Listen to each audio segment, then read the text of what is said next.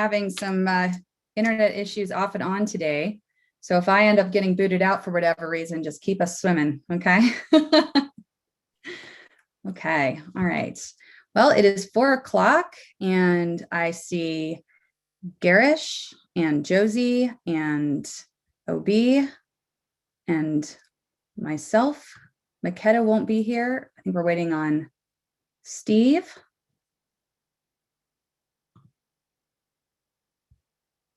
All right, well, we'll go ahead and call to order. It's 4:01.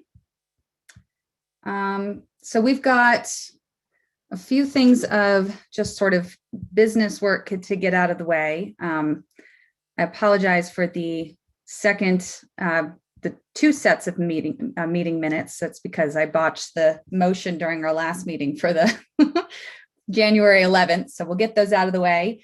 To start though, if there are any citizens to be heard, now is your first chance to speak in the meeting. So if you could just pop into the chat that you want to speak, and then we'll call you in order if there's more than one.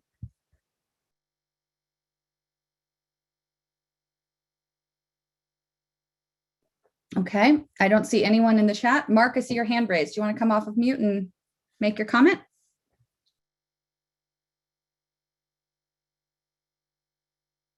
We can't. Okay, Mark, I'm going to move on and then we'll come back to you. Courtney and Steve, I see you two want to speak. Courtney, would you like to come off of mute? Sure. Can you hear me okay? Yes. Okay, great. And Hi, actually, Courtney, I'm so sorry. Before you speak, I'm going to just have Steve, can you just state your, let's just state your possible conflict of interest, your at the top, just because I know that Courtney will be speaking on behalf of both of you. Sure. So I have a conflict of interest with the HDHO specifically. Courtney was going to make a comment. I would also like to make a comment as a citizen.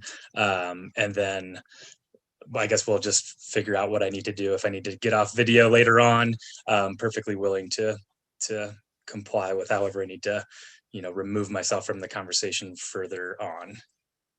Awesome. All right. Thanks for putting that. They had Courtney. Sorry to interrupt you. Please go ahead. No worries. Hi, everyone. I'm Courtney Kaiser, and my husband and I have an HDHO property that we are looking at getting a final plat approval on. I want to start by saying that we know that all of the rules and regs that have been written by staff have the best of intentions. The argument here today has nothing to do with good intentions, but instead on the facts upon which our development was designed. We emphatically believe that these documents vary from the land use code. Sections 4.7.1a, 4.7.3 D, F, H, and M, 4.7.4, 4.7.6 A and B all use language such as occupied, used, and the term or to develop a definition that allows for multiple types of ownership or rentership as long as the end user, the person living in the home, meets the criteria. The code language staff is basing their rules and regs on is 4.7.11. which starts by saying, without limiting the generality of the foregoing. In my opinion, that means that this code section does not negate all of that previous language. We were a captive audience throughout the development of the HDHO and had many conversations with those on Planning Commission, Council, and staff at the time, and our interpretation was the intent of the program. Here's a few reasons why. 1, HDHO is not affordable housing. It's not self-help, CR, MACLT, an affordable housing program. The HDHO was intentionally designed for workforce housing, not income restricted housing. We need all of these programs to work together in order to serve every person living in our community. Those other programs are focused on ownership, whereas the HDHO is focused on providing roofs over people's heads, regardless of the medium.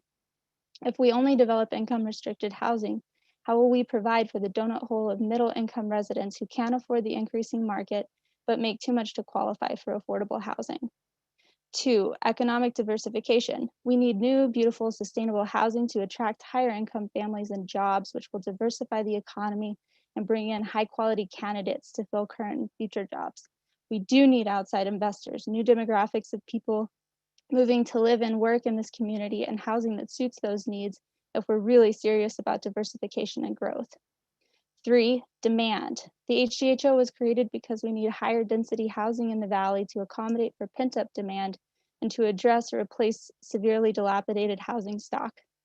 In the 1990s, more than 1,000 housing units were built. In the 2000s, another 1,000 were built. In the 2010s, less than 300 units were built, despite drastically booming populations. 4, property rights. As individuals, we put a great deal of time, money, and emotion into this process. We have relied on the plain language of the current land use code and the input of the commission, council, and staff to make every decision along the way. This change at this late stage in the game puts our project in peril. We expected to be able to market and sell these units to all potential buyers and now face a significant economic loss by being severely limited who we can sell to. 5, legislative intent. We also emphatically disagree with staff's stated legislative intent because it simply was not the intent when it was written. We do understand that breaks, changes in leadership could have led to a misunderstanding of this intent. Our biggest question for you today is, where is this change coming from? We already hashed this out as a community in 2018 and early 2019, and the current code language was the end result, not the new rules and regulations. We believe that the land use code as currently written is doing exactly what it was meant to do, incentivize local use private residential development. Whether or not this development happens is in your hands. And at this late phase in the process, as we near the sunset clause, time is of the essence. Thank you.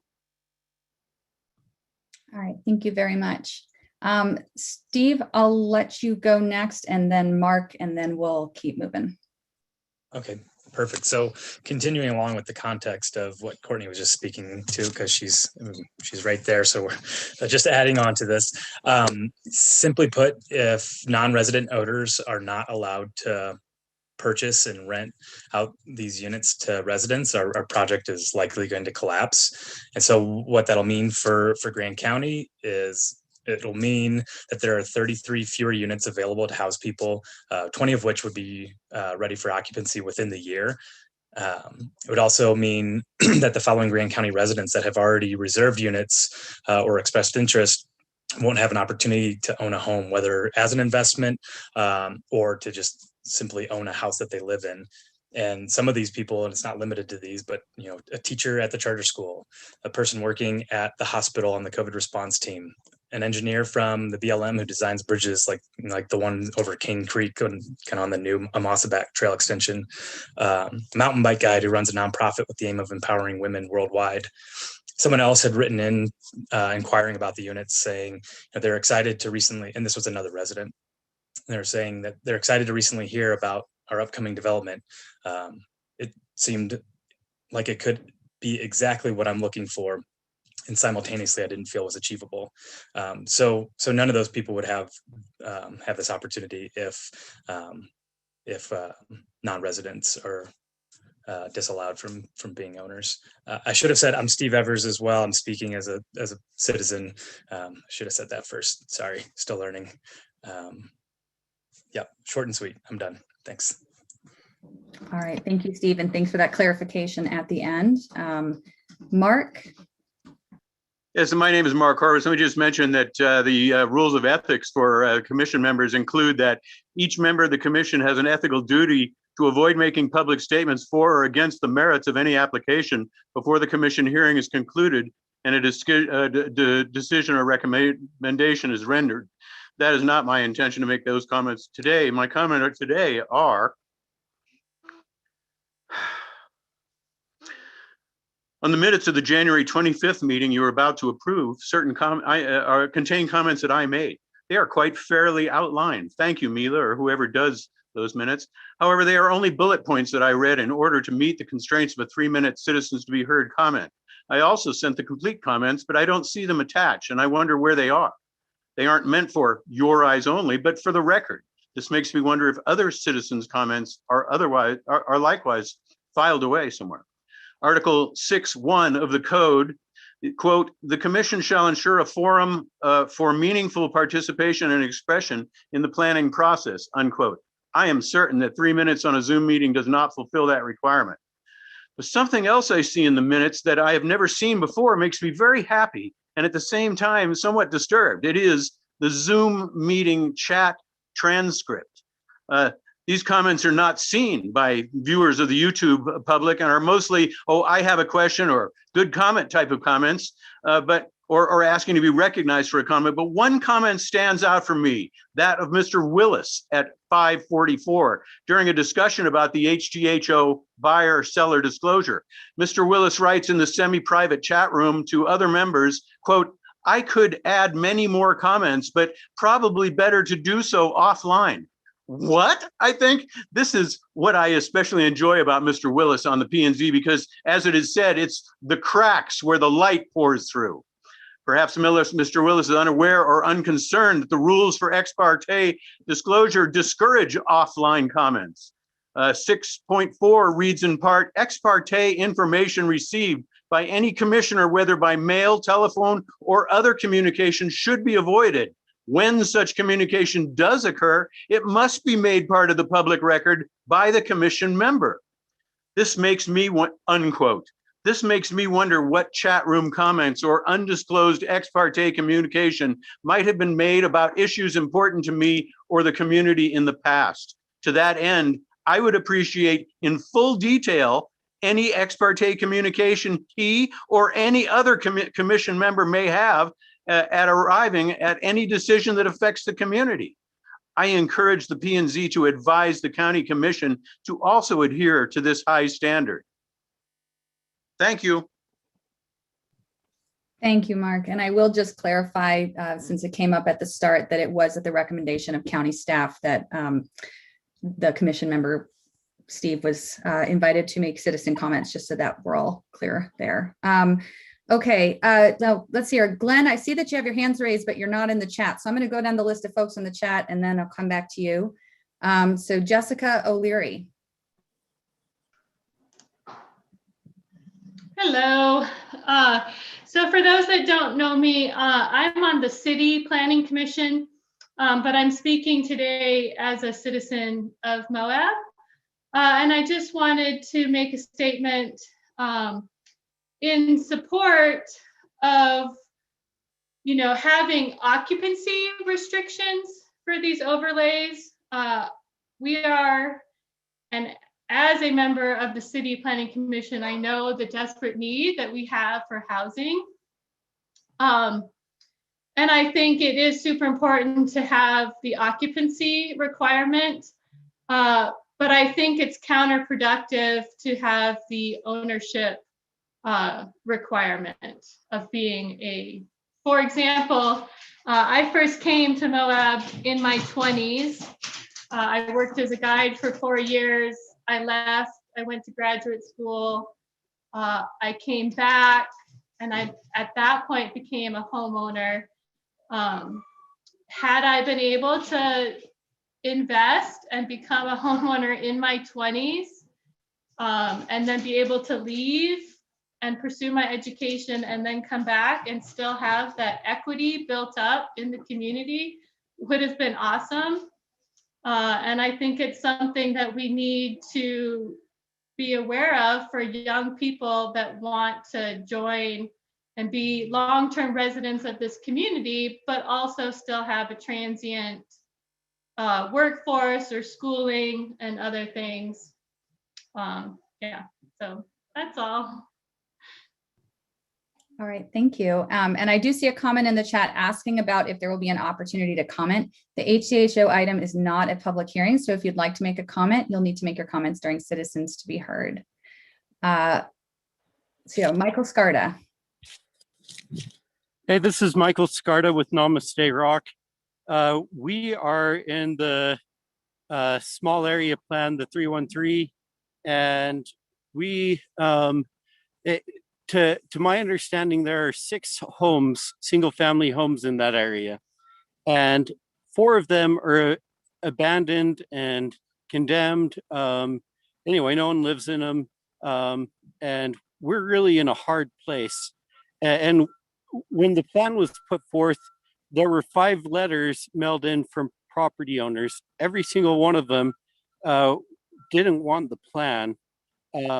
Anyway, the environmental protections are good and we're for them, but it's not appropriate to go ahead and tell this small area, okay, you guys have to conserve water. You guys have to conserve the dark skies.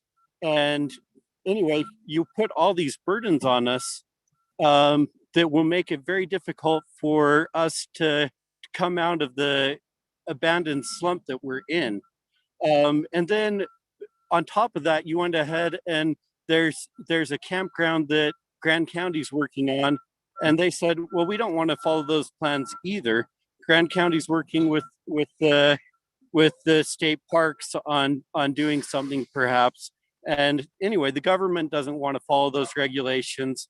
It's really hard for me to, I mean, my desire here is not that I don't want the environmental regulations, but don't pick a small area to beat up on. It's not fair. It's bullying. And you can go ahead and apply these conserving water, dark skies. These are things that you can apply county-wide, and then we can go and we can grow together. But developing these things is just a small area, and picking on one little small area to burden them with these things is very unkind. Anyway, thank you for your time. I appreciate it. Thank you, Michael. Bill Winfield. Yeah, this is Bill Winfield. I represent the first HDHO that was approved in Grand County here. I have a business partner as well. I'm speaking for myself, though, as a citizen. And if I'd have had any idea that the rules were going to change midstream here, I'd have done something different, because the wording is very clear in the high density overlay that we were approved under, or the difference being or and it comes in play in several places where the resident can't be a renter. He has to own the house to live there. And so the game has changed for us here. I've lost multiple clients based off of the fact that it's taken so long to get this document out that's dated, it became effective February 1st now. And that document basically, Grand County rules and regulations for high density housing overlay developments has changed the game. So what do I do as a business or as a citizen to go back when this thing started, what, a year and a half ago when we were approved? We've been underneath this thing for a long time. And so I don't really understand why the rules are changing mid-game here. And I would certainly encourage you to relook at that wording so that a business owner can purchase these properties and put his employees in them. That was one of the main reasons behind the overlay, was to help all these businesses in Moab that don't have employees. They don't have housing for their employees. And so the struggle continues. You've just made it that much more complicated for them, it feels like, on my end. And I don't want to sound like I'm ranting here, but if I'd have had any idea that the rule book would change a year and a half later, I'd have done something different. I wouldn't have used the overlay. So that's all I've got. I appreciate you letting me speak. Thank you for your comments. And just to clarify, the rules and regulations have not been adopted by the county commission. So I believe there was a draft version that may have circulated and that are included in the conversation today. And the county commission will be taking that up, I believe, at their next meeting. So just so everyone is aware what has and has not been approved. Right. Well, I'm just going off this fact that it says effective February 1st, but I Totally agree. Thank you. I see how it could be confusing. So I just wanted to make sure everyone understood the discrepancy there. Yeah, I appreciate your time again. Thank you, Emily. All right. Thank you very much. And let's see here. W. Felice, I'm sorry, I only see your username, not your full name. But who? Yes, I apologize. David Hershey will be speaking on our behalf, on behalf of the development today. Okay. You say David, and you're welcome to come off of mute.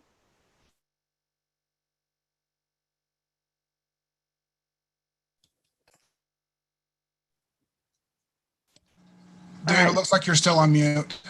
Try that again. Can you hear me now? Yes, thank you. Very good. Thank you. Thank you, Wes.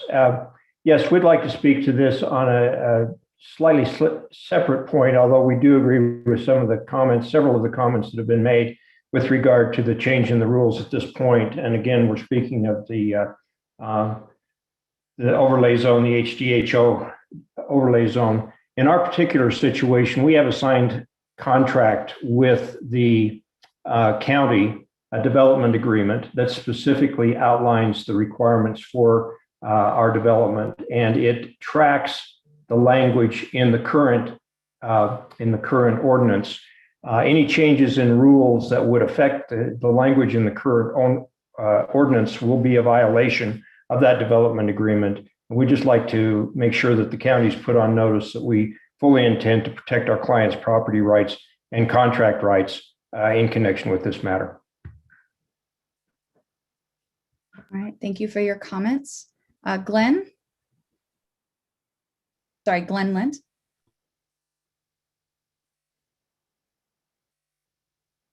Glenn, I see you, but you are muted. So if you're trying to speak, there you are. Sorry about that. You see me okay now? Yep, you're all good. Thank you. Okay, Glenn Lent, similar comments on the HDHO. We built our entire business model on owning the properties that we entitled through the HDHO and renting them to locals. So this is obviously a big change. We believe we have vested rights under our preliminary plat approvals. We're not sure why the county would do this. We feel a little bit abandoned. You know, we feel like we went into this being partners with them. We're not sure what the intention is of and why they would do this. But there's certainly legal ramifications from changing this if there aren't vesting that has already occurred. That's all the comments I have. All right, thank you very much for your comments. Emily and Jennifer, I don't know which of you had your hands raised. Emily, I see you on my carousel, so why don't you go? Hi, my name is Emily. I'm speaking as a citizen, and I fall into the moderate income bracket where I don't necessarily qualify for programs like community rebuilds, but I'm also in a strange boat when it comes to owning property in Moab. So this was an exciting project for me to become an owner of a condo. And but like someone else was speaking earlier, there might be a time in my life where I might need to leave town to take care of my old parents. And I would love to be able to continue to own a property that I purchase. So I just wanted to speak as a citizen in that regard. All right, thank you for your comments. It's not Jennifer Johnston. Go ahead. Can you hear me? Yeah, you're all good. Okay. So my name is Terrell Johnston. My wife Jennifer and I are the owners of the Peakview development. Dave Hershey, who spoke previously, is actually our attorney representing us. I just wanted to speak along the lines of basically kind of what everybody else has talked about. I just want to throw in a couple points that are pertinent to our development in particular. One being the fact that we've actually already broken ground on our development. We've got 5 contracts already in the process. We've got homes being built. I was very involved in the planning commission meetings and the council meetings, along with Glenn and a couple others when this was being brought into fruition. It was very clear that these units were going to be able to be sold to outside investors. In fact, it was so clear that we secured outside investment and these people are expecting units in return. I don't understand what the county's thinking in this. We were completely blindsided by this. We were never informed by this except for by another developer. I don't understand the thought behind this. If the end result is to get workforce housing and workforce locals live in the house, who cares who owns it? I don't see where the county's heading with this. And as our attorney and Glenn mentioned, there will, be heavy legal ramifications if you guys choose to go down this road. like I said, we've already started. We have signed development agreements. We've already agreed. We've got language written in our agreement that says that outside owners can own these as long as workforce people, locals live in them. So it just didn't make any sense to us. That's all I really wanted to say, but hopefully some more thought is put into this. Thank you for your time. All right, thank you for your comments. I believe that's everyone who said they wanted to speak or had their hand raised. So if there's anybody else who wants to speak, please make a comment in the chat now. Otherwise, we will move forward in our agenda. Okay, so if necessary, we'll come back and we'll do additional citizens to be heard around the top of the hour. For now, I know Steve spoke on his disclosing his conflict of interest. Are there any other members of the Planning Commission that have any ex parte communication or disclosures to make at the top of our meeting today? Okay, so we will move on to approval of meeting minutes from January 11th and January 25th. The minutes on January 11th, we did not have any conversations or issues with during the last meeting. I just completely messed up how we approve them because we need a motion. I was so used to. I'd like to move that we approve the January 11th minutes. Wonderful. Do we have a second? Can't see everyone. Is there a second?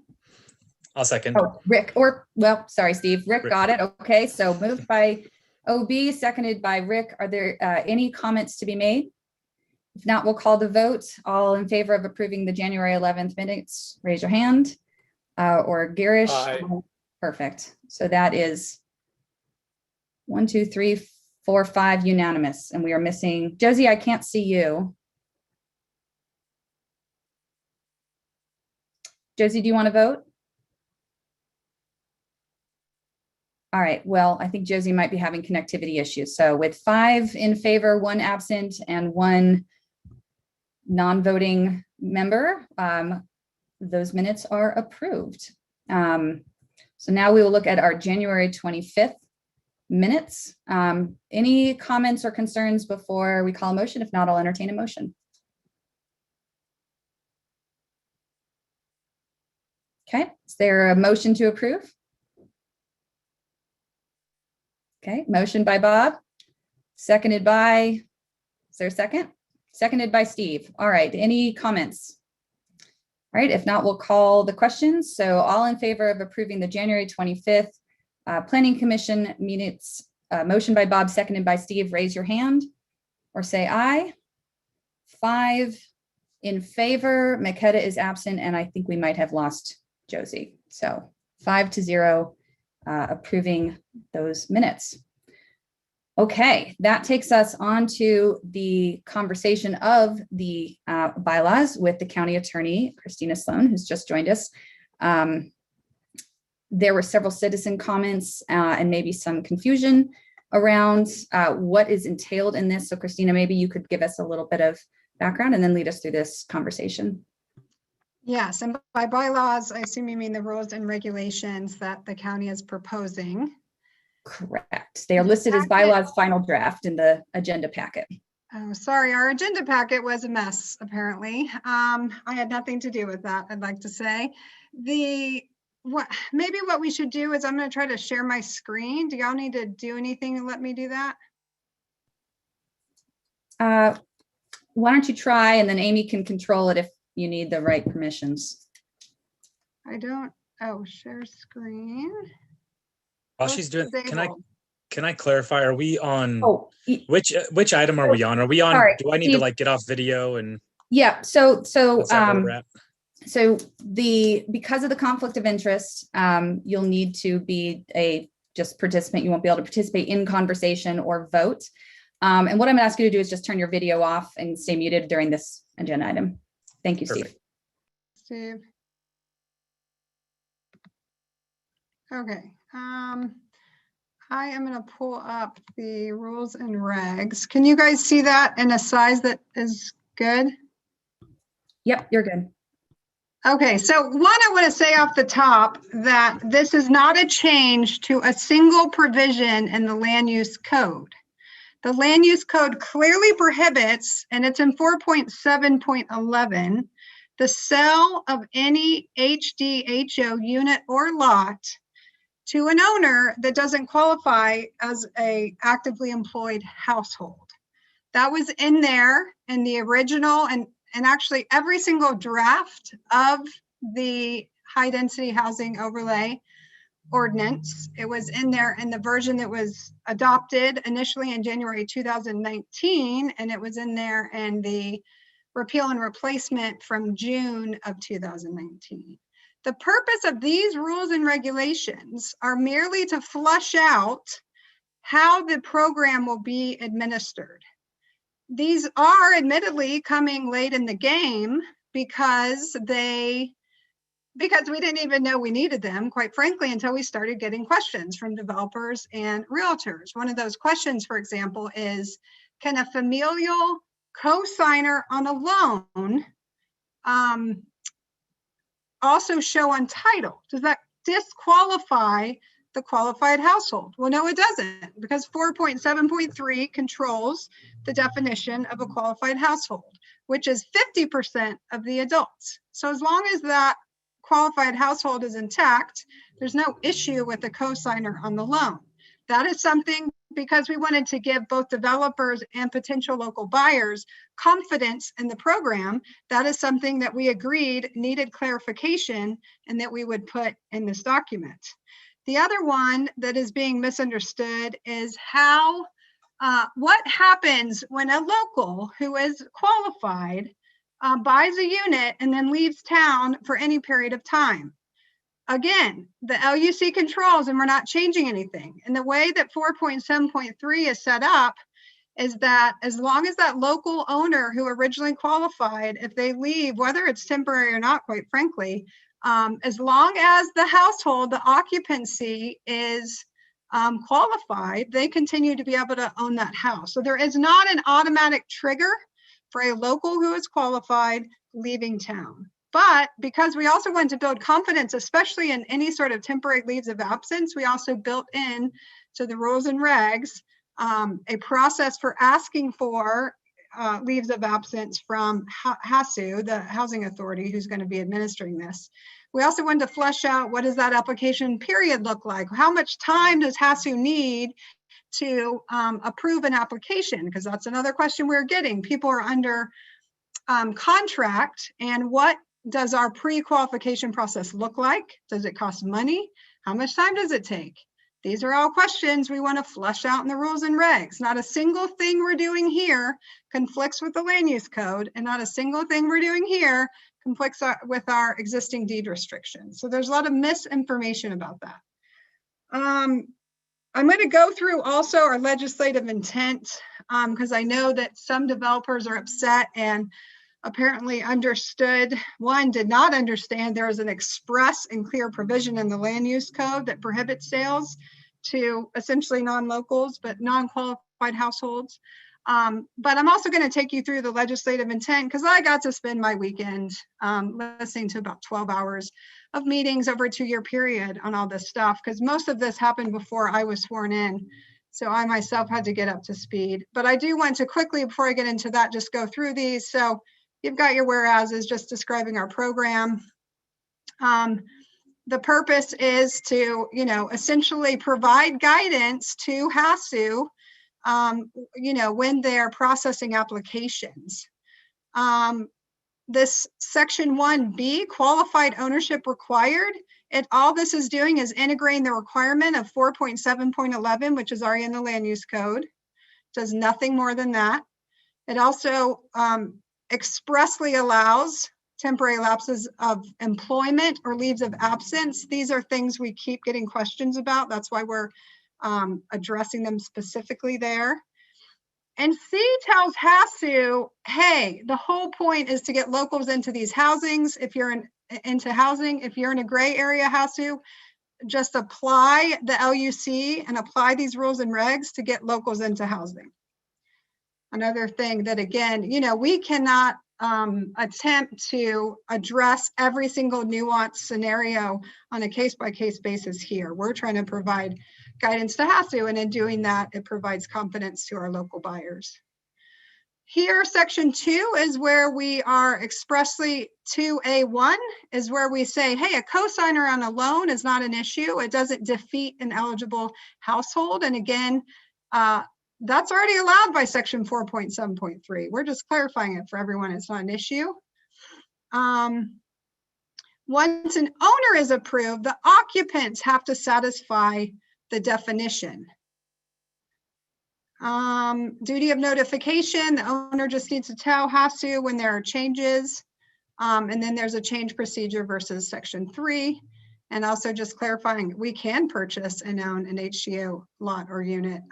Quite frankly, Grand County has no interest in doing that. We don't want to be in the affordable housing game. We want to help facilitate it for people that want to provide it. We're not interested in taking the city of Moab's route. Section 3 was developed with HASU based on the application procedure that they've been working on for a while. They did take the lead in creating application documents. These are, basic forms. There's nothing too interesting there. But this is where it gives you the process for how long it takes, what notifications are required, how renewal is going to happen, because the occupancy does need to continually comply with the land use code on an annual basis. HASU will be requesting affidavits from owners. And then it is specific about what happens if HASU denies or revokes a application. Again, we already have ordinances that deal with appeals in this sort of situation. We're just telling people where to look if there's an issue for the sake of clarity. So that's also not changing anything.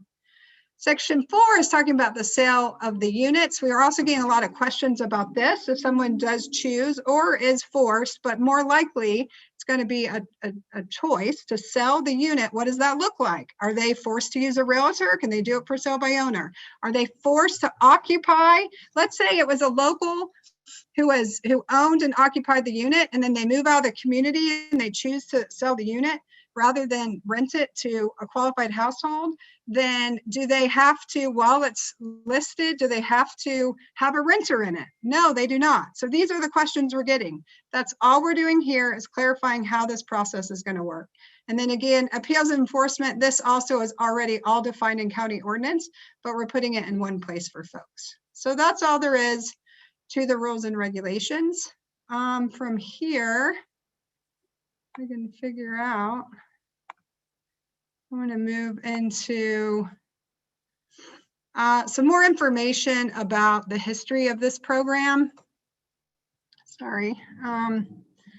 Okay, so again, the whole of 4.7 also supports the very specific language in 4.7.11, which clearly prohibits the sale of a unit or a lot to anyone that isn't a qualified household.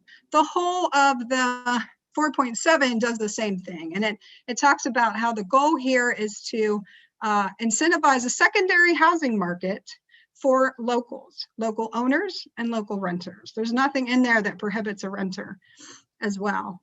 So, but there's been this illogical connection or attempt at connecting that by referencing renters in 4.7, it somehow exempts around the ownership.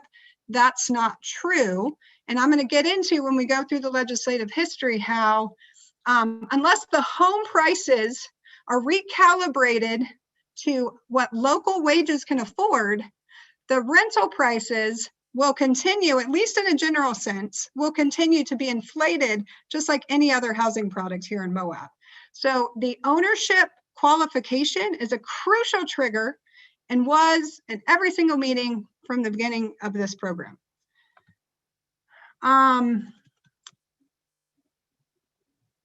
So we're going to go through the legislative intent. There was, especially early on in 2018, that's where we're going to see the most expressed conversations about this ownership trigger. There was nothing that ever contradicted those very expressed conversations, even though in a lot of the workshops and meetings, especially those that came later, there was discussion generally about affordable housing and kind of these high level concepts and terms. Nothing ever contradicted the very express conversations that the county commission had about the ownership trigger. And never, ever, ever was there any statement in any meeting, and I've listened to about 12 hours now, and I really focus on the commission meetings because that's the only legislative intent that actually matters. But I can tell you that planning and zoning staff put a ton of time into this, listening to all the planning commission meetings and all the public meetings as well. There's no statements ever that said, yeah, third-party non-local investors can come in and buy these units. In fact, that defeats the entire purpose and the entire housing price research and data and reliance that planning and zoning staff presented at every single meeting. You know, the other thing that's really important here too is the enforcement. And this was something that a couple of commissioners, Curtis Wells in particular, was really focused on, is that unless you have the ownership trigger, occupancy alone is extremely hard to enforce.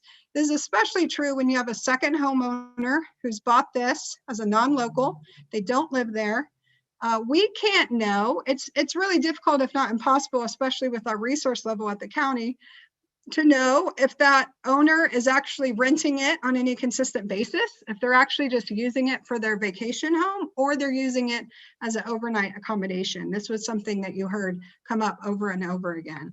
And, you know, simply put, the entire program fails, not just because the prices won't regulate, but we also will lose control of who these occupants are if the ownership qualification is not a crucial component. I've gone through a lot, you know, some of this already. I want to make the point that the purpose clearly sets out that we are creating a housing market for locals for primary residential occupancy. And that primary resident, primary residence, primary residential, those terms are used throughout section 4.7.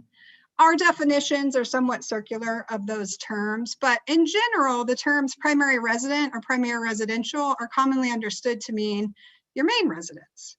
And there is support of that in the tax code, Title 59 in particular of Utah law.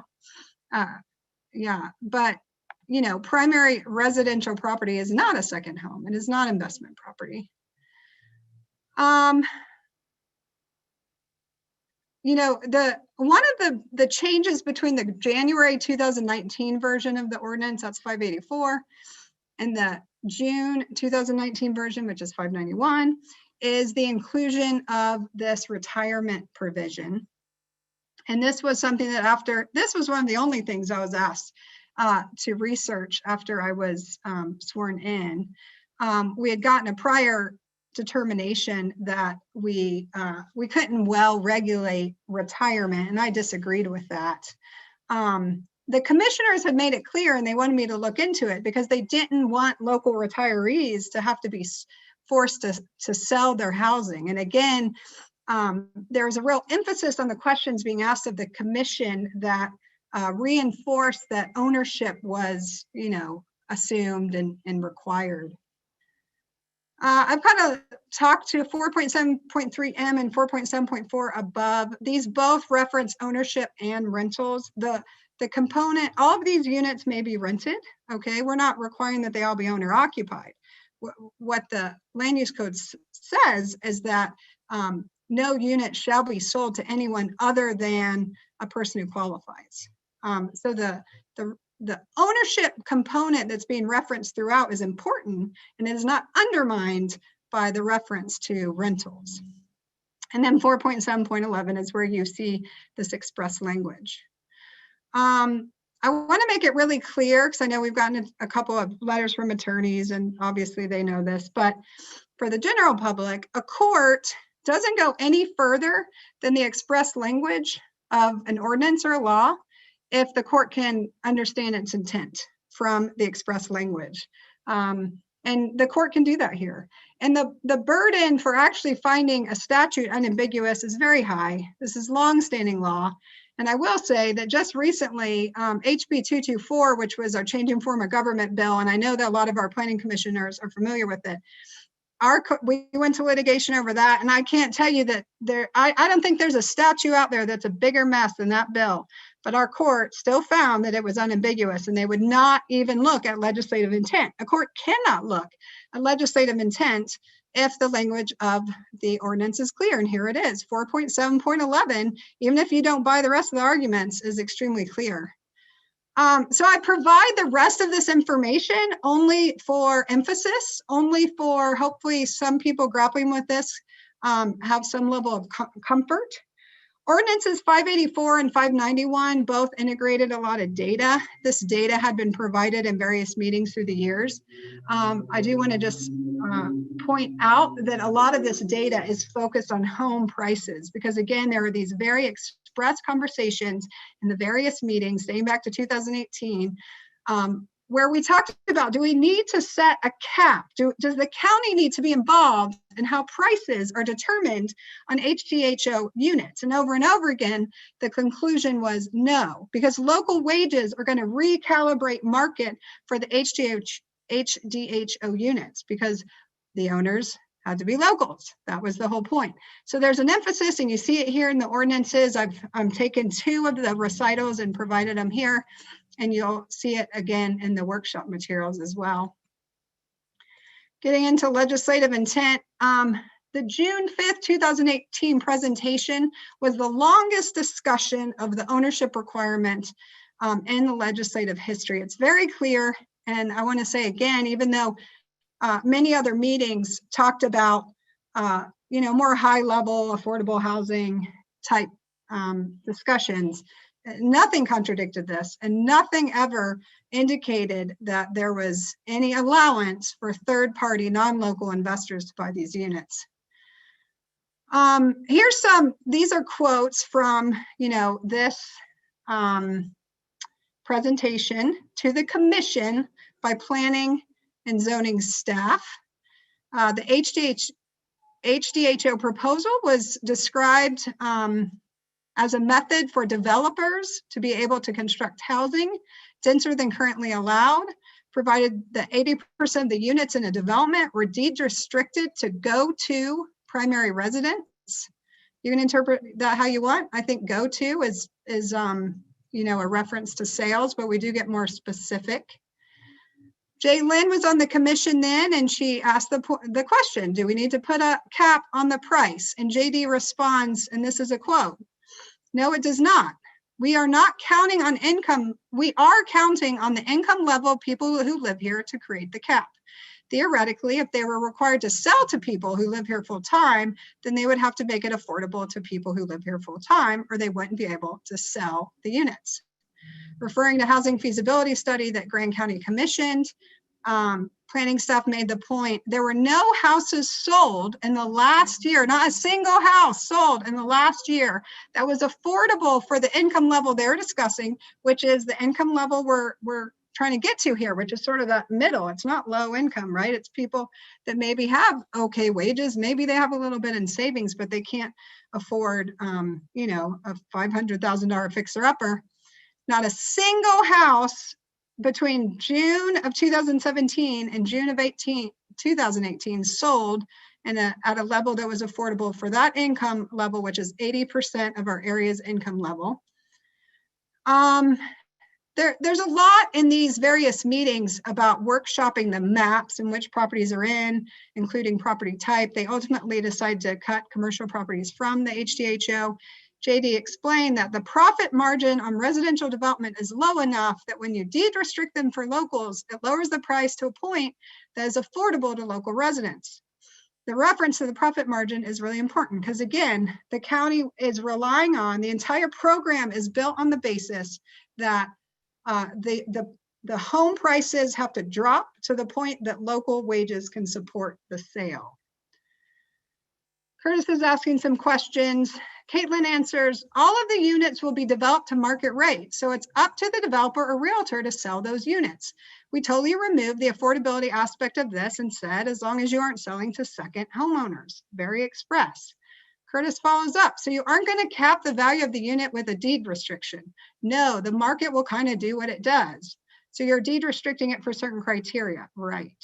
So this is very reflective of this ownership qualification. Oops, okay.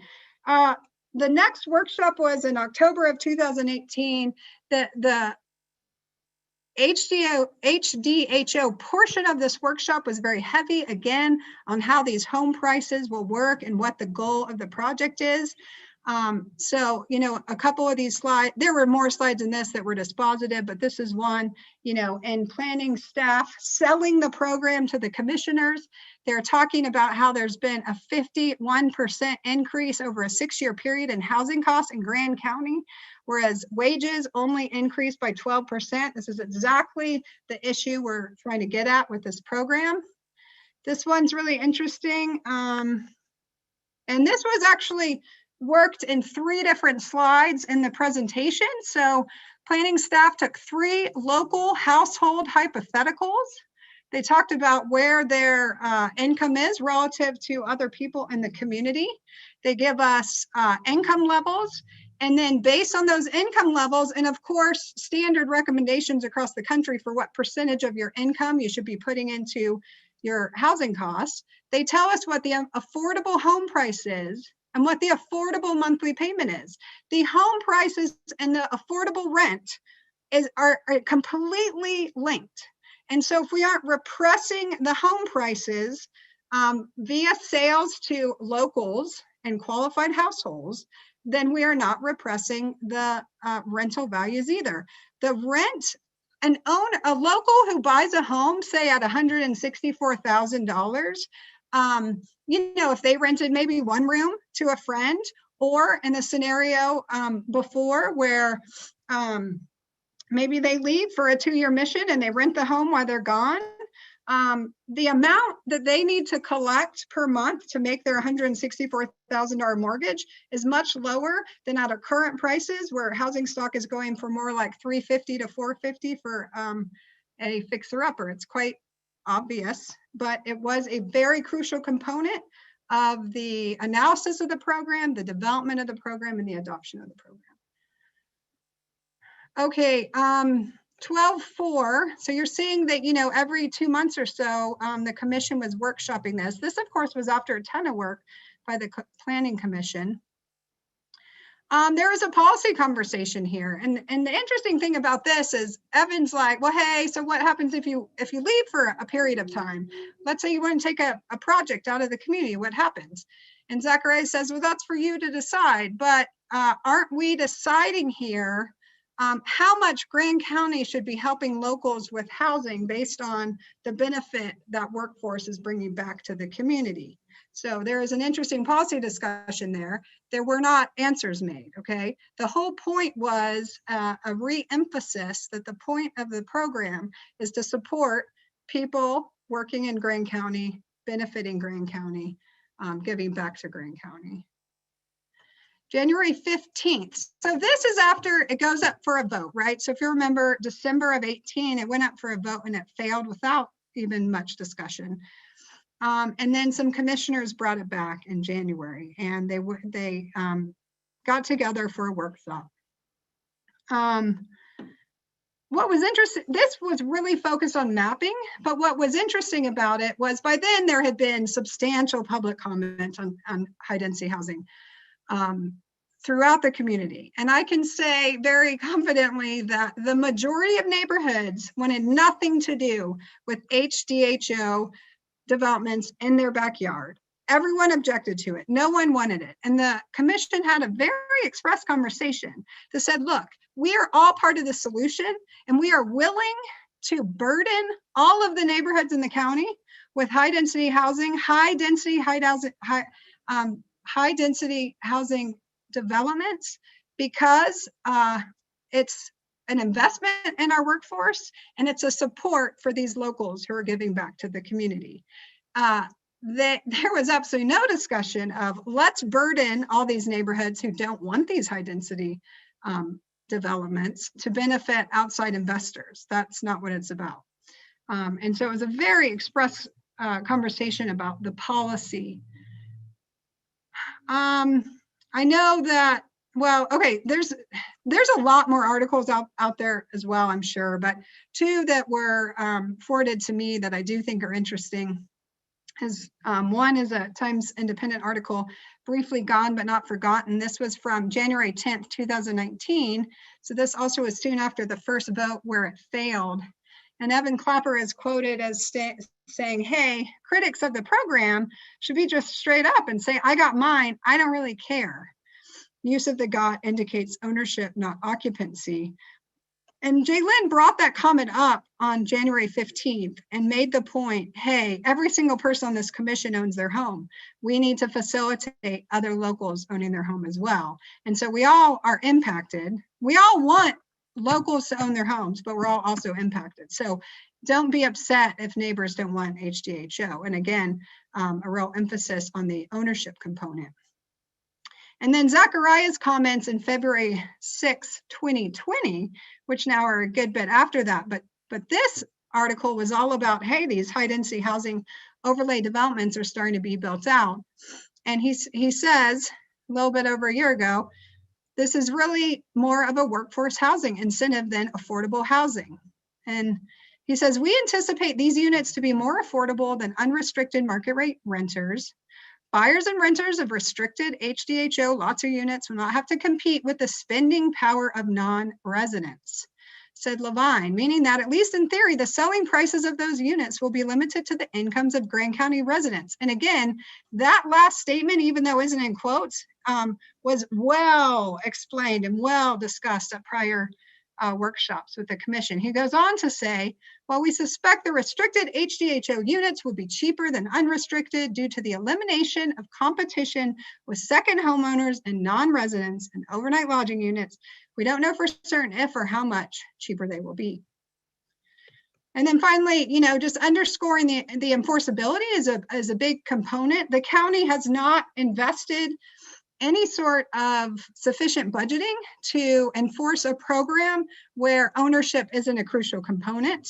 Again, we can't know if these second homeowners are using this for their private residence or private vacation home. If they're overnight renting it, it's way too much trouble. All we budget is $20,000 for HASU to help approve people. And we're educating title companies that will help provide notification to us. And again, the rules and regs are going to require that notification as well. But this program fails not just because the market rates won't recalibrate, but also because we don't have the resources to enforce a program where ownership is not a crucial component. And the commission has not expected us to do so. So that's what I have. I'm going to stop my screen share. So again, we're not changing anything in the land use code. This is not an amendment. This is an attempt to clarify and provide guidance on some of these very nuanced case-by-case scenarios and how HASU would be approving applications, treating applications, et cetera. I really need to go because it's right at 5, but what I am asking for is a recommendation of the rules and regulations, a recommendation of adoption for the county commission. I do want to underscore that we don't actually need that recommendation. We decided, planning staff, Emily was involved in that, and some commissioners, that it made sense to take this matter to the planning commission so that our HDHO developers did get additional notice before it went to the commission, and just to have further communication about it. So we're here. We're here because it's an interest, a matter of public interest for lots of people. And I am asking for that recommendation. We don't need to do it, but I think it's the right thing to do. That's all I got to say. Thank you so much, Christina. With respect to your time and also your consideration as the county attorney, what, if any, discussion would you recommend regarding this, or should discussion be held in a different session or a session with the county commission? Well, do know that, we've heard even today very expressly from some of the people on today that they're gearing up for litigation. So I want, planning commission to keep that in mind. At the same time, I've made a finding that the land use code very expressly requires the ownership qualification, or at least that it, let me be precise. 4.7.11 prohibits the sale of these units or lots to someone who's not a qualified household. And we have very clear legislative intent at the commissioner level. So I've talked to several planning commission members, and I know that at least every single one of them I've talked to supports that legislative intent as being consistent with their understanding of what they're approving. So I wouldn't mind, hearing some of that before a vote is taken, but do keep in mind that this could go to litigation, and anything you say will be held against you and against the county. Thank you for that. Commissioner Walker has joined us, who was also a member of the Planning Commission at the time of this. And I was wondering if you wanted to add any additional comments before we open up discussion on the Planning Commission. Sure, I can say a few short things about the intent. So, I was on the Planning Commission while this was being drafted. Excuse me. And I think this is a little bit redundant because Christina did such a thorough job of going through the record, but the things she said are consistent with my memory of what we discussed. The talk about ownership and housing and a housing market that was restricted to locals, that came up over and over again. Rentals were also part of the discussion, but it was usually in the context of like a big apartment building where you would have a developer owning the entire apartment building and renting units out. And so I think those were kind of the two base cases that we were thinking of when we were discussing this. So I'm guessing some of those of you who, like Garish and Emily, who were also on the Planning Commission at the time, can say what you think about that. The other thing I wanted to point out, and Christina mentions this, but I think it's worth emphasizing, this is more policy, but there's a couple of different enforcement issues that come up under this, under a looser interpretation. One is that, there's just a lot more owners to keep track of if individual condos are owned by, a bunch of different out-of-town people. But I think the more serious one is that if you think about it, there's not really much difference between a second home and an HDH unit owned by an out-of-town owner. So if you buy a second home in Moab, probably unless you're in the OAO zone, you're not allowed to rent it out short-term. So your options are, I think I live near some second homes and they're basically unoccupied most of the time, and the owners come, maybe a week at a time, a few times a year, and live in them. And that's what a second home is like. I think if one owned an HDHO unit and wasn't very good about getting it rented out, it would be almost identical to a second home. I mean, no one's going to notice. It's impossible to enforce you coming to stay there for a week. It's not even clear that would be violating things, because you might be there to make repairs or something like that. So I personally, that scenario really worries me, and I think that's a strong argument against allowing this sort of fragmented ownership. And then finally, I wanted to say, and again, I think Christina touched on this briefly. One of the issues that's been brought up is, what about people who are part of the targeted workforce housing, but then they move away? They need to have some options, or they would be afraid to buy one of these things to start with. And I think the options are, one, I think they are able to rent if they've left the area. There might be other people in their household left behind, for example, or they can, sell to another qualified owner. So to me, that doesn't seem like an impossible burden to me. So I feel that the program is workable as it's written right now and as explained in 4.7 and the rules and regs that are being proposed. Thanks. Yeah, I agree with all three of those points. The first being the focus on the two market system was the language that was hammered in my head throughout this entire process.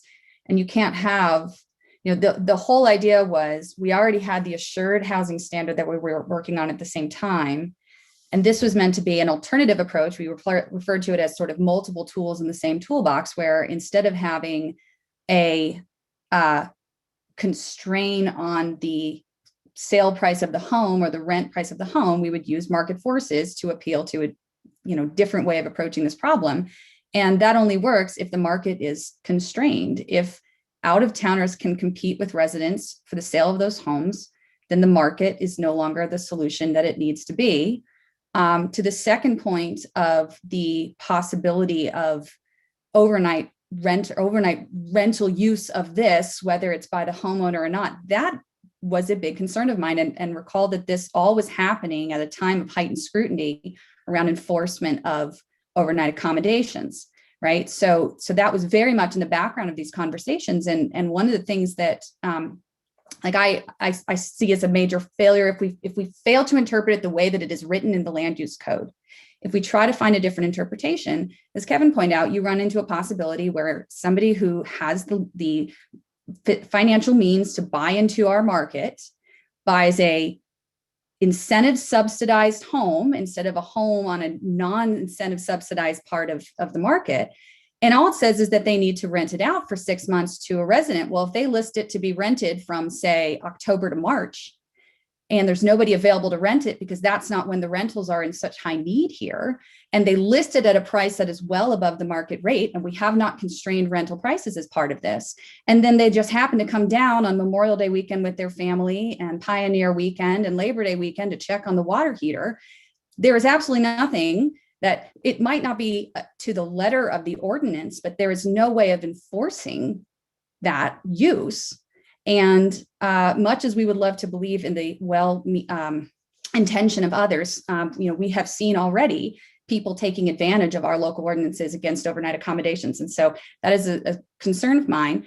And similarly, against this idea of trying to constrain or enforce our OAO regulations in the county, to Kevin's point, if these are available for use, I mean, it degrades the quality of the community if people can just own them with the claim of renting them and fail to rent them.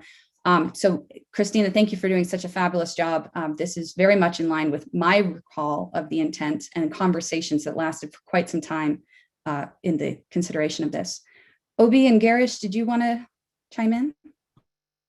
I'd only say my understanding of it as we were working on it was if it was sold, it had to be to somebody who was in the workforce. If it was rented, it did. And I think Kevin was implying, which was the other thing, a developer could, this was my understanding, rent out the houses, and that would have been perfectly fine to own a 20 units and rent those out to people who were in the workforce. That would have been my understanding of what was going on. Garish, you're muted.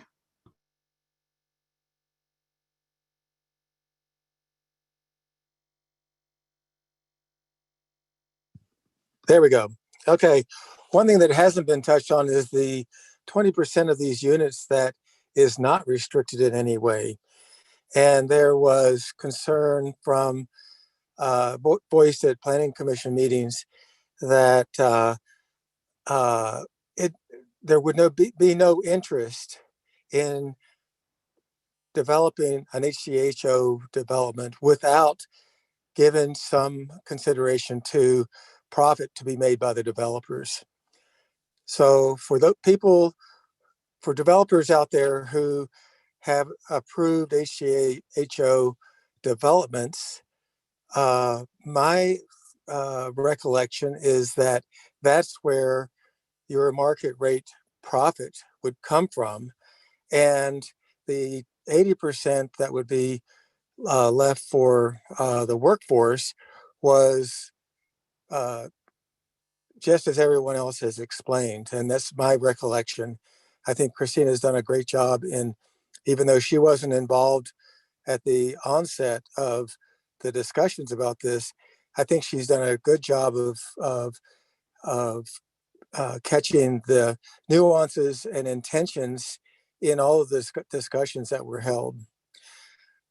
When we first started, it was when the Affordable Housing Task Force had provided a couple of reports. And I think that at that time, my impression was that we were going to try to incentivize affordable housing rather than workforce housing. And over a period of time, the proposal morphed into what we have today, which I think is a step in the right direction in providing workforce housing that is so sorely needed. And Emily, you've made some good points about, and Kevin, about the way that market rate does not meet the need that we have for workforce housing, and probably never will. So I would be happy to make a recommendation to the county council that the explanation that Christina has come up with be approved by the county commission. I'll add one last thought that occurred to me that regarding this question of why the ordinance was written to enforce, to emphasize both the obligations of the homeowner as well as the obligations of the renter. And I just want to recall on this as well. Again, this was happening at a time of increased scrutiny on overnight accommodations and second homeowners and secondary renters, people who came in kind of the sunbirds and left, and whether or not there was going to be enough rental stock available for actual workforce participants. And so, as I understand the way it's written, and I think Christina, again, does a fabulous job of interpreting this correctly in her memo, we wanted to make sure that we were clear that we didn't intend for workforce participants to be owning these homes and then to be able to rent it out willy-nilly, that this was something that we wanted to constrain both the purchasers of these units and then anyone that they rented it out to. And I think that clarification is what is being read as this alternative interpretation, but it is to ensure that we were really being very protective of our workforce and not allowing for people who did not participate in our economy here to benefit from these incentivized programs by the county. And I had written in that my notes, and then I forgot to add that in my comments, and I just wanted to make sure that I shared that. Rick, I know that you are our newer member, so I don't know if you have any comments to make, and I'd love to get Christina out here, but if you do have anything to contribute, I'll welcome your comments, and if there's no further discussion, we'll entertain a motion. I'm just curious how, from coming into this just now, how these people who have commented today got the impression or were told that they could go ahead and call it an outside investor or whatever. How did they get so far down the path without being told this isn't going to work?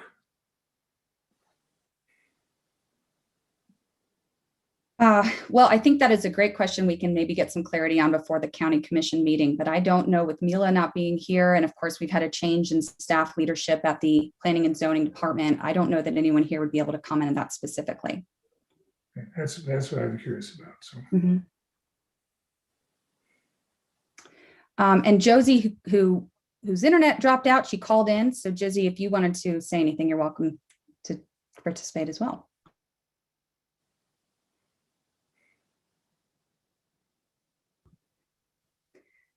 Josie, if you wanted to make a comment, you'll need to come off mute. Star. Amy, do you know?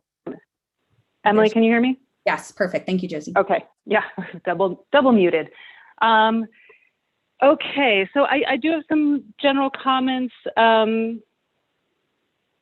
Yeah, I missed the beginning of Christina's statement, but she touched on a lot of things that had already entered my mind, which is that the purpose of not having price restrictions with the HDHO was to be sort of market driven, but that the whole way for that mechanism to work is for that market to be driven by local wages. And that makes a lot of sense to me. So in a lot of ways, I do feel like, hold on, we've got a crying baby exiting the room. That the interests that are kind of being pitted against each other don't quite make sense to me. I have a feeling that the combined local interests for lower and middle income individual workers to be homeowners here, combined with any local businesses who would want to buy housing stock to house their workers, is not less than available units. So that just leads me to believe that if developers are worried that their units are not going to be sold, it is because those prices are not conforming to a local marketplace. So that's kind of my thinking. I do have one sort of small change proposal or a possible comment, because interestingly, I'm not sure that I would qualify for one of these units, because as a very seasonal and often piecemeal worker in this town, even before being a mother, I don't know that I hit the full-time 30 hours a week, 9 months out of the year requirement, even though I work exclusively in Moab. So I would recommend exploration of possibly changing that to someone who has the majority of their income made in Grand County, because I do think there are a lot of workers here who are Moab residents interested in this kind of housing, but may not actually fulfill that definition of full-time. And I kind of already touched on this, but a little bit in response to Bill Winfield's comment at the top of the meeting. I do like the idea of local business owners having this as an opportunity to buy housing stock for renting to employees. And so I definitely think that developers should emphasize that, encourage it, should court that as a way to get buyers for their developments. And I believe that is the only comments that I have at this time.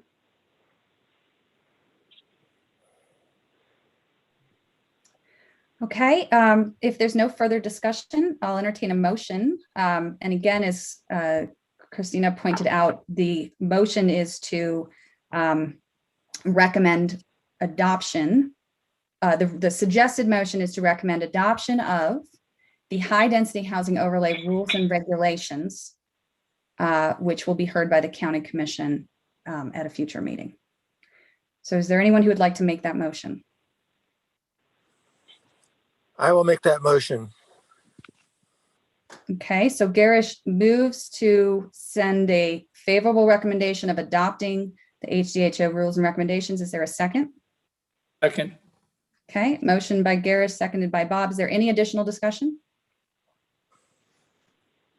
Okay, all in favor, raise your hand or say aye. Josie says aye. She texted me aye. All opposed? All abstaining. So Rick is abstaining, and I am not certain how we need to record Steve's vote, though I know he's not able to participate, so I assume that would be an abstention. Yeah, abstention. Abstention. Okay, thank you. All right, well, thank you so much, Christina, for joining us. I know that it's late in your day and appreciate all the hard work you put to this issue. Thank you. Okay. Now, the confusion at the top was I looked at the agenda in the background and misspoke by conflating two of our agenda items. So we will now jump back up a line to the Planning Commission bylaws final draft, and I apologize for that confusion. This was, we discussed our bylaws at our first meeting. There were some changes that we still didn't see reflected at our last meeting, and those changes are redlined. So unless we require any additional discussion, I'll go ahead and ask for a motion to approve our bylaws. Okay, motion by Rick to approve our bylaws. Is there a second? Seconded by OB. Any additional conversation? Okay, all in favor, say aye or raise your hand. 1, 2, 3, 4. Garish and Josie. Aye. Josie says aye. So that is unanimous with Makeda absent. Okay, it is 5:19, and I know that there was a lot on the schedule of these discussions today. If there's anyone else who did not have an opportunity to make a comment during the first citizens to be heard, we'll take a moment just to see if anybody has joined. Otherwise, we'll move forward in our agenda. Okay, I don't see anybody who wants to speak. So we will move on to the Spanish Valley survey. So this is really meant to be a discussion item, looking ahead at putting ourselves in a position to address one of the priorities that we have stated, which is that southern corridor of 191, and looking at a plan in that area. Now, I am going to join the County Commission meeting on the 16th. I believe this is on the agenda to share the priorities that we came up with in our first meeting, and just make sure that the direction that we are heading on and the priorities that we are focusing on align with where the County Commission would like to see the planning staff and planning commission go.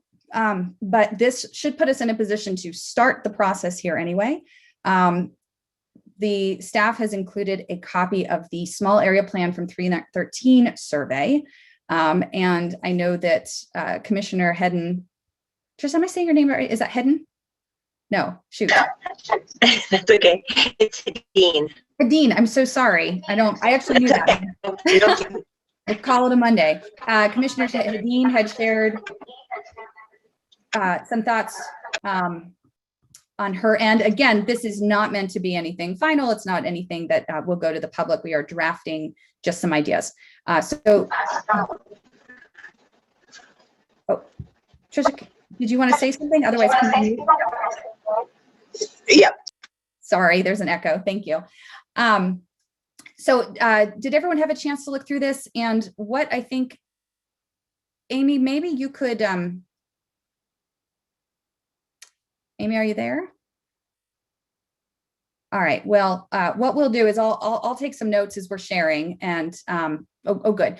So Amy, could you take notes in maybe like a Google Doc where we can start drafting this as there's any comments, and then we'll just keep that rolling going forward. Thank you. So did anyone have any comments that they wanted to make, any suggestions for questions that we might want to survey people on?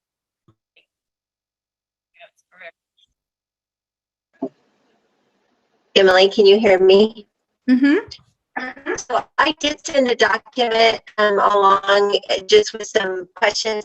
And I guess I was thinking of it more as not so much just the 191 corridor, but all of Spanish Valley in general. I mean, I think it's a really good time to get a feel for what the residents of Spanish Valley are seeing as far as future development. And I know we've had a couple PUDs recently that went through that were really opposed by a lot of the surrounding communities. And so I guess I see it as being a slightly larger scale than maybe just that corridor. And so I sent a document forward with some questions that a few residents basically sent to me, you know, things that they want to see in that survey. And I also hope that you guys are really considering just sending, and I doubt this will occur, but this is just my opinion, to residents of Spanish Valley, not to the entire county, but that's just my opinion. So I think there might be two priorities nested in that. The first is looking at general development patterns. And then the second was specifically a planning effort to look at that southern 191 corridor, which has been raised as a need as development continues to go south and as the university is placed there.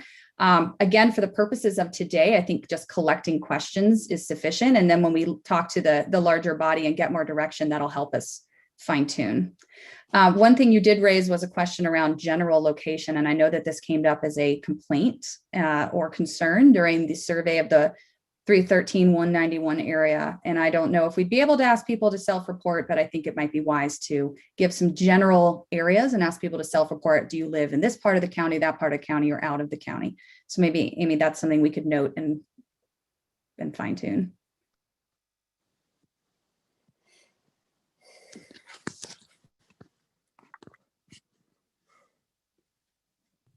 Anyone else? I have a question for Commissioner Hedin. She mentioned a couple of PUDs that were controversial, and welcome to the County Commission. You're going to be running across quite a few other opportunities to interact with people sometimes that in not a very pleasant manner. But should we frame the questions in such a way that if someone does have a gripe about an HDHO going in their neighborhood, or a PUD being approved by the county commission in their neighborhood, that they could weigh in on something as specific as that? Or could we leave it more general and just have, are there problems that they see as a homeowner and a resident in Spanish Valley with what the current legislation in the county land use code allows? This, maybe you don't have an answer, but I'm just kind of curious as to where you think this should go. I'm assuming that there's some types of development that maybe shouldn't be allowed anymore, or should be scrutinized heavier, or I don't know, but I'm just curious. So Garish, I had, a couple individuals actually from, for example, Creekside. I had one of the gals from Creekside put together, questions, because that community was quite upset. And so I do think the questions that they put together, and I did send that document along to Mila and Amy, I believe, were pretty generalized. I don't think they were real specific. I think they're just trying to get a general feel for what the residents out there want. And I'll give you a really quick example. I think this idea of clustered development, that terminology is something that maybe is valuable to some people, but I think the communities that have had that cluster development put in their backyard don't see the value in that from their end. And so I think if we have some general questions, and I believe one of the questions on that survey that was developed was, spun around some general terminology like that. And so, yeah, I think, again, I sent those questions forward to you. And we may want to, pick and choose a few people from the community, or however we want to do that. If we feel like we can put the questions together, that's great. But I think there's always value in having individuals from the community putting together those questions too, or evaluating if we put it together before we send it out to a few individuals that might have input. And on that, as we move forward with this process or any planning process, as we get to more clarity, in the past, we've put the text of our survey in our packets, and we've also screen shared as we get to more clarity. So there will be ample opportunity to contribute comments and review before anything goes out. Okay, well, if there's no additional comments or discussion on this, actually, Josie, did I hear you trying to speak earlier? And I just want to make sure I'm not talking over you if you're trying to make a comment. Yeah, I just had one comment, which kind of dovetails off of Trish, really to emphasize that Spanish Valley is such a sort of large entity. And so in some of the questions, because I thought with the small area plan, the first 4 questions are definitely a good start, but with some of them and some in Trish's survey, I think to kind of zoom in further and isolate different parts of Spanish Valley that clearly have sort of different intended futures, and we can ask the same questions about them, but to kind of parse those out a little bit seems like it might be a good idea, just to recognize the sort of diversity existing right now in Spanish Valley at large.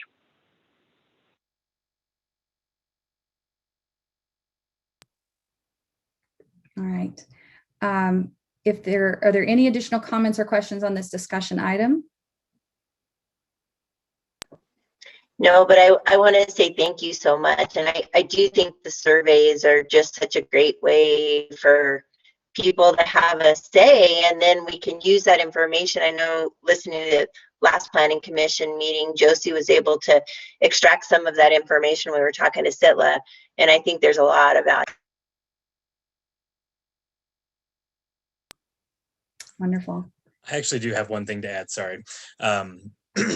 I would just advocate for an additional question about like pedestrian traffic and that ability. I know that there's already the Spanish Valley Trail, but that's kind of, I don't know if does that go right to the county line or is that to Spanish Trail, but just some sort of input based on that and not limiting it solely to that Spanish Valley Trail, but maybe more trail as well, or pathway, however you want to say.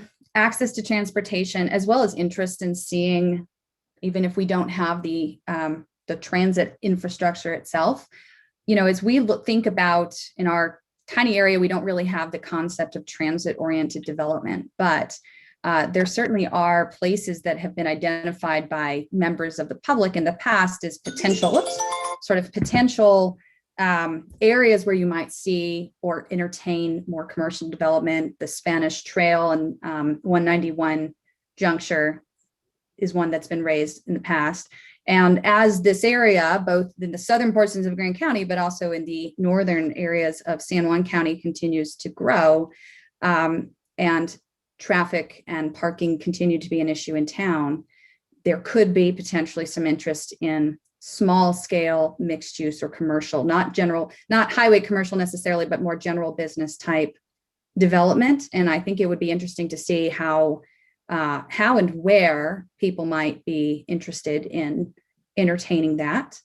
Right now what we have is these long strips of highway commercial that follow the 191 south, and that was due to a way past zoning process that created all of these split zones, which is an area I know that Chair McGann has brought up as a particular concern and something we might want to look at. So I think as part of this effort, if we do take this on with the commission's blessing, looking at those split zones and exploring what that means for potential development, because what you otherwise get is highway commercial on the frontage and then residential behind it, and there's no buffer zone, and there's also no density of development. So it's just development, as opposed to get out of your car, walk around, go to the shop, see your neighbor, which is the type of development, even though we are not hearing screams for an interest in development, it is preferred to the sort of strip development, which is what we're seeing right now. So yeah, Garish. I was going to suggest that maybe a question that kind of tied into Steve's point about the proposed bike trail that goes along Spanish Valley Drive is a question dealing with, would you like your neighborhood to be more walkable, more bikeable, with the idea that the county trails plan has not been really brushed off in quite a while. There have been trails added to it, but it hasn't been looked at comprehensively. And so a question dealing with the importance that revising the county trail plans to incorporate, as the ability or opportunity presents itself, to make more cohesive community out of neighborhoods in Spanish Valley. Something along those lines would be important.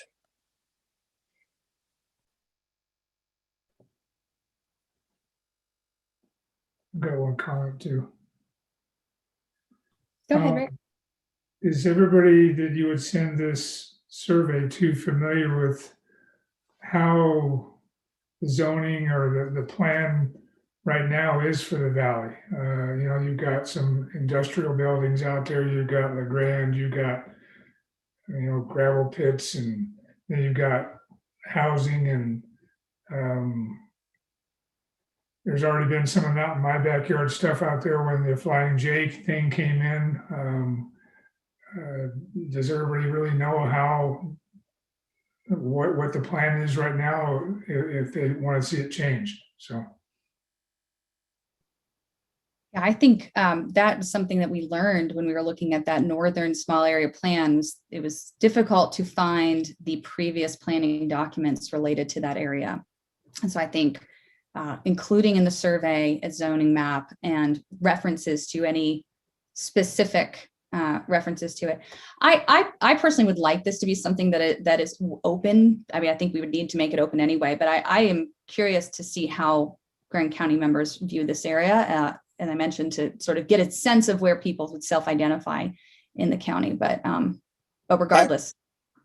I agree, Emily, to restrict this survey to strictly residents of Spanish Valley, the Grand County portion of Spanish Valley, I think is maybe, I think that's kind of short-sighted. I think everybody who lives in Grand County has an opportunity to provide input, even if they don't have an ownership stake currently in this area. Not only that, the people out there, they attend Grand County schools, they shop at Grand County stores. They may not pay taxes here. Well, they're paying sales tax. So, well, Rick, I'm talking about the residents or owners within Grand County, not across the county line. I don't know that we could. I mean, I guess if the last question is, are you a Grand County resident? That could give an indication of people who live in the San Juan County portion of the valley.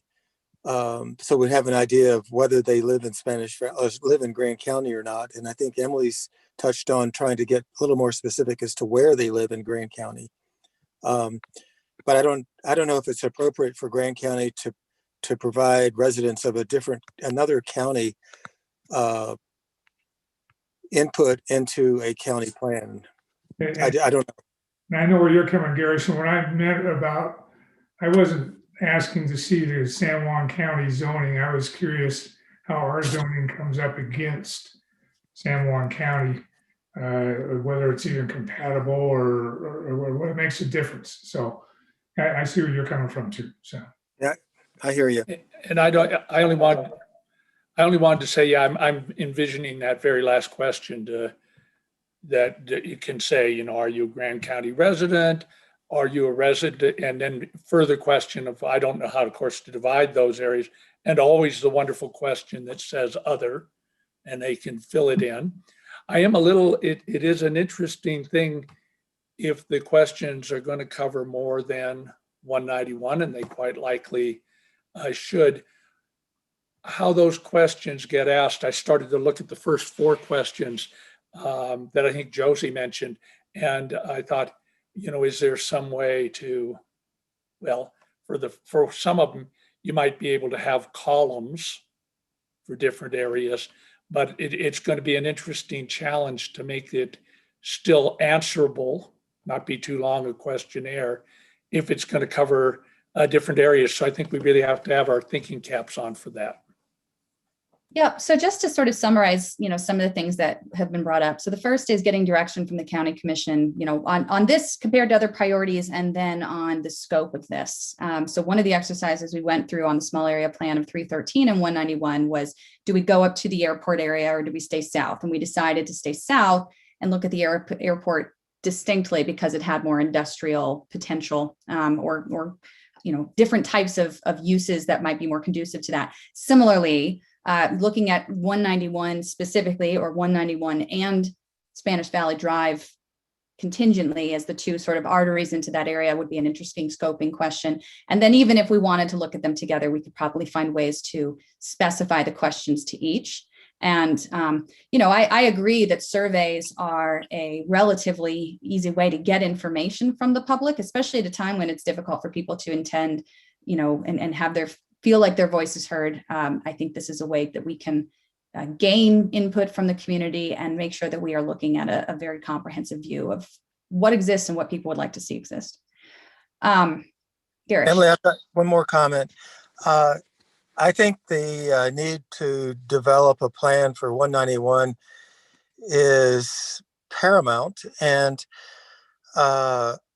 when you take our priorities list to the county commission, I think it would be good if you separated out the area plan for Spanish Valley from the 191 corridor. Yes, no, I think that's great. I agree. All right. Well, I think we could probably leave this one here unless there's anything else anyone wanted to add. We'll continue to talk about this going forward as well as our other priorities. And one thing that I have asked Mila and staff to put together is sort of once we get information from the County Commission directing on priorities and then kind of standing back and looking at staff resources, most importantly, sort of a roadmap for the year of when we might take up these different pieces. This is one that we know has been sitting out there for a while and there's a lot of interest. And so, that's why we're sort of starting rolling the ball. And of course, we want to make sure that we can be giving recommendation and productively transmitting citizen input about county priorities to the County Commission related to planning. Okay. Any last words or are we ready to move on? Okay, this takes us to the County Commission updates by Trish Hedin. And I'm sorry, I did know that in my head, just couldn't get there on a Monday. Okay.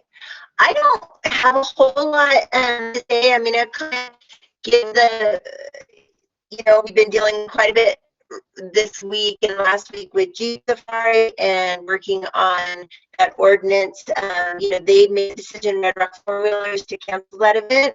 And then we were under great scrutiny. And so we're basically just kind of backtracking and looking at ordinance and can we have an event like that and just spread out, because right now it's saying 250 individuals that participate, but can we spread out those individuals? And so all of that is just in the works and will be approached in next week's meeting.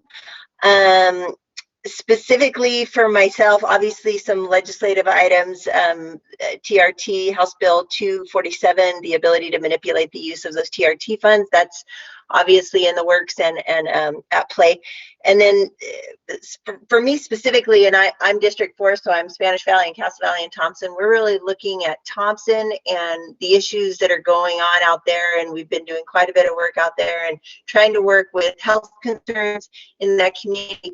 And this obviously comes in planning and zoning, working on the zoning of that community because the plat is really off kilter, and then fire mitigation out there, because acknowledging that Thompson might be an area that is doomed for expansion. I shouldn't say doomed, ripe for expansion. And so I think planning and zoning, hopefully some of these efforts that we're doing out there will be, kind of hopefully we're putting, the horse in front of the cart a little bit before it comes into play. So we've been working a lot with that. We're going to have a citizens meeting tomorrow night at 5:30, kind of approaching the citizens of Thompson with some of the things that are in play right now. So I don't have a lot to say. Wonderful. Well, thank you. And let's see here, Amy or Abby, I don't know which of you is giving the staff action items report. Yeah, just from the County Commission meeting last, 3 topics were discussed in regard to planning. So the first one was the Puesta del Sol Phase 12. The final plat and resolution for this phase were approved at the February 2nd County Commission meeting. And then additionally, there was a land use training workshop that was presented last week. And you can actually find a copy of this in the packet as well. And then lastly, the contract for the Housing Authority of the Southwestern Utah High-Density Housing Overlay, that the admin and administrative contract was approved at the last County Commission meeting as well. So those were those 3 items there. I can move on to the building permit. Are there any questions for staff or for Commissioner Hedin about County Commission priority or action items? Okay. With regard to the building permit that we're on review, since the last meeting, which would be January 22nd, we did have 1 residential remodel, 7 new residentials that were in the Peakview and Rim Village 3 subdivisions, as well as 1 manufactured home that was really just a relocation. And we did have 1 new commercial property, which was a shop building off of Highway 191. Okay. Any questions for staff? And we'll move on to future considerations. Okay. The two items that we had there were the Aurora Crossing and then the tiny homes communities. With regard to Aurora Crossing, we wanted to make the Planning Commission aware that they have an option that we could potentially have a presentation on the terms of the lease agreement for the Aurora project. Options in the agreement specific to workforce and affordable housing regulations. So just wanted to make that a topic of we can get a presentation on in the future if that's what you so choose. Is there interest in that? Okay, interest from Steve and Bob. Josie would be interested. Great. So let's go ahead and get that on a future agenda. And then the other topic was in regard to the tiny homes community, opportunity to have future discussion here as well. Planning and the building department have kind of started our collaborative meetings on Mondays talking about the tiny homes communities. So wondering if there's maybe a more in-depth discussion that we want to have with the Planning Commission in regard to those topics. We did include the Appendix Q from the 2018 residential code. So the appendix here actually is kind of some of the exemptions to the code in regard to ceiling height, egress, and stairs. Conversations with Bill, obviously, everybody is for any possible opportunity to get some affordable housing, and certainly tiny homes communities would be a great exploration of that. But as a building inspector, he's definitely got some concerns and want to make sure that we're all on the same page to do this the right way.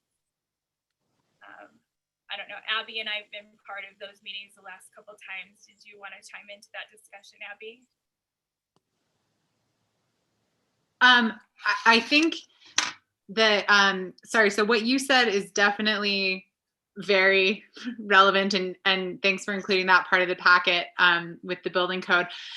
It did also come up that currently using that exemption, or well, using that appendix to the International Building Code and using a zone where camp parks are allowed, there is option to do something like a condominiumized small tiny home community. They would have to be stick-built tiny homes. I mean, the building department would have to get more involved in the nuts and bolts. They couldn't be classified as RVs, so they couldn't be on wheels, but there is potential to create a tiny home community in Moab with existing code and regulations, but we'd want to, if that's something that the Planning Commission is interested in discussing further or learning about more, that's something that we would want to do with the building department because of those concerns about the very specific building regulations for tiny homes and making sure that we are allowing safe buildings in the community. So I think this was just the beginning of a discussion, and if the Planning Commission is interested in getting more details about how we could make this happen on the ground, staff can continue that conversation. Does that seem right to what you remember, Amy? Right.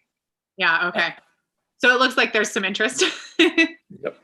Abby, I do have a comment, and maybe you've already done this or the planning staff has done this, but if possible, could this planning staff do a search around the West and see what communities have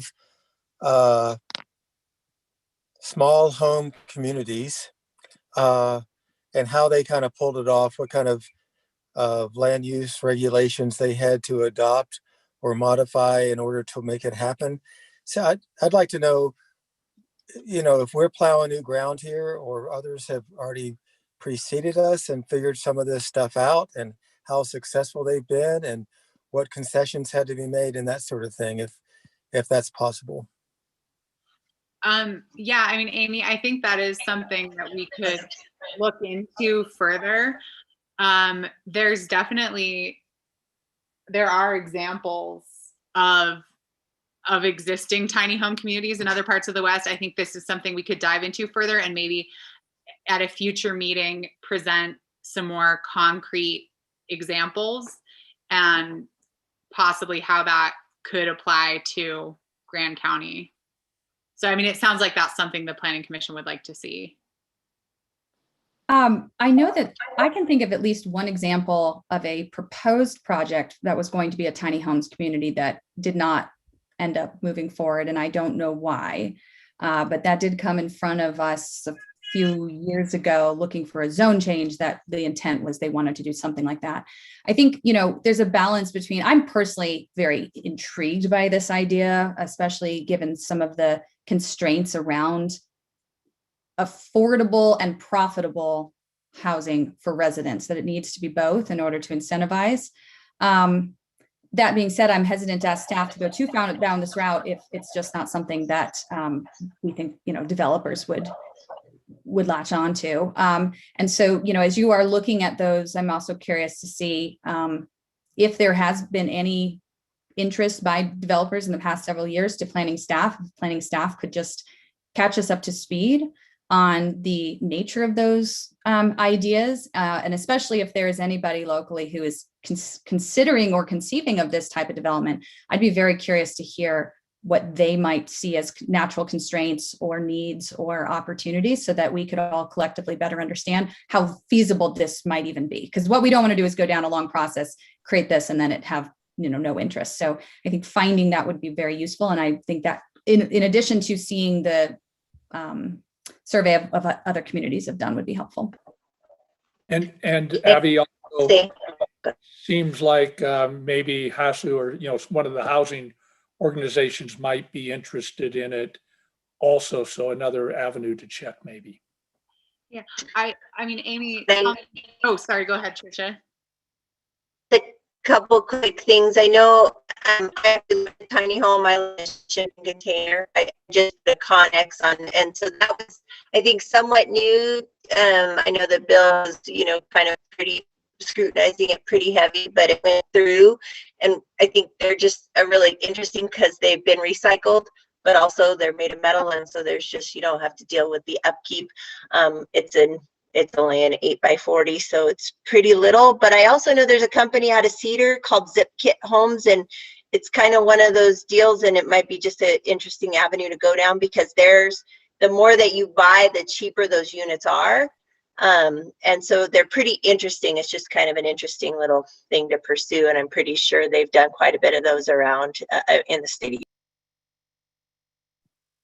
Okay, well, yeah, Amy, I mean, I think that staff could, at the next meeting, maybe have this as a discussion item where we have a few more concrete examples without going, you know, really far down, you know, without making a huge investment in staff time and resources. I think we could get a little more details and then just continue the conversation as Planning Commission sees it. Does that sound appropriate to you too, Amy? Yeah, and I think it'd be interesting too to dive back into what was presented at Planning Commission at one point and see what was there as well. Yeah, so I guess to be continued on this, we'll follow up at the next meeting. And again, these were both just future considerations that we wanted to make sure these were directions you wanted to go. No, I think that's great. I mean, if we're seeing anything, it's that we're going to need to likely be creative as a community to solve our big, wicked problems. And, you know, Abby and Amy, thank you so much for that. And also, if developers do reach out to you with any specifics on what they might love to see, we'd love if you would bring those back to us as well. So thank you. Okay. Does anyone else have any other future considerations? I have one I want to raise, but I'll hold it. It's small.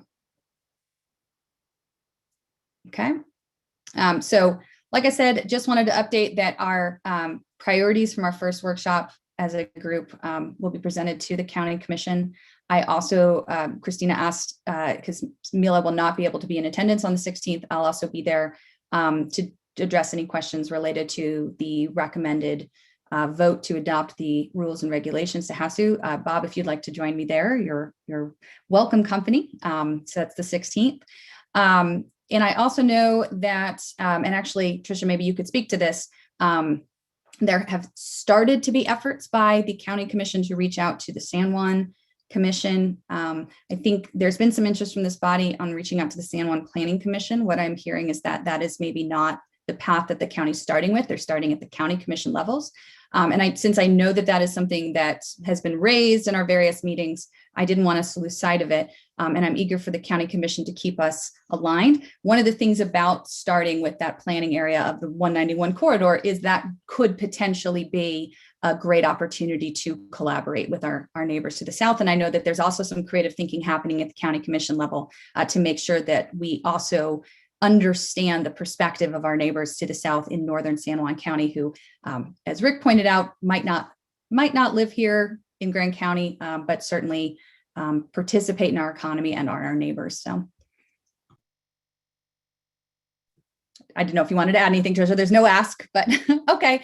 No, I think right now the goal is to reach out to them, and then we were kind of talking about putting together just a subcommittee of commissioners that would meet with them. Hopefully, maybe every couple months is pretty much like where we're going to start it. Wonderful. All right. Are there any further items for future considerations? If not, without objection, I will adjourn our meeting. No objection? All right, we are adjourned. Thanks, everyone.